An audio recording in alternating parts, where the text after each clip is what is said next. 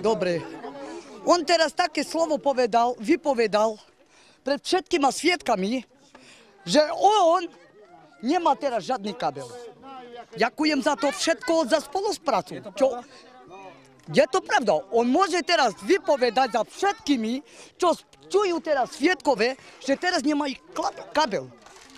Ale vtedy, keď ľudia sme palili s ním elektrinu, vtedy kabel. Tu kabel, tu kabel, tu kabel, či ten?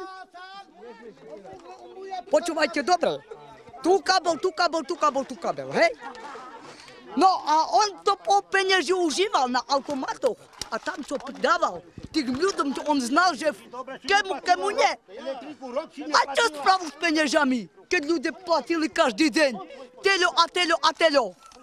Prečo vypne ľuďoch von? Ešte vybral penieži a išol na automatoch hrať a on to žádal deti nepridávky.